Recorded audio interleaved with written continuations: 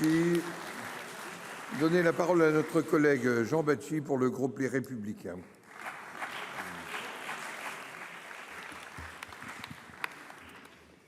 Monsieur le président, mes chers collègues, cette question s'adressait au ministre de l'économie et des finances. J'y associe mes collègues Loisier, Martin et Reichmann. Un hectare de forêt qui brûle, c'est en moyenne 46 tonnes de CO2 qui sont libérées. En 2022, 72 000 hectares ont libéré 3,5 milliards de tonnes de carbone. La proposition de loi d'initiative sénatoriale visant à renforcer la prévention et la lutte contre l'intensification et l'extension du risque incendie a fait l'objet d'un accord en commission mixte paritaire.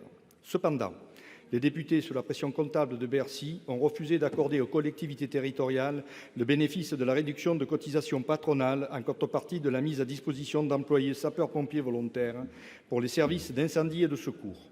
Outre qu'une telle mesure aurait pu alléger une lourde charge financière les collectivités, et plus particulièrement les plus petites, la sécurité civile se trouvera en pratique privée d'un vivier de recrutement important de sapeurs-pompiers volontaires dans un contexte pourtant marqué par une crise aiguë des vocations. Autre regret, le renoncement des députés à une mesure forte en faveur de la protection massive de la forêt par le débroussaillement, reconnue par les SDIS comme moyen de limiter la propagation du feu, ou tout au moins afin que la forêt soit plus aisément défendable.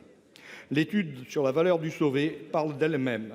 1 euro investi dans la prévention contre les feux de forêt permet d'éviter 20 à 25 euros de dépenses quand elle est en feu.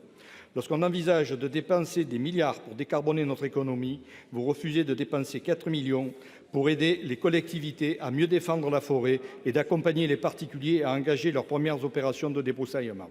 Quel paradoxe! Le texte issu de la CMP manque d'ambition sur son volet financier au nom des considérations budgétaires de court terme, et je le regrette.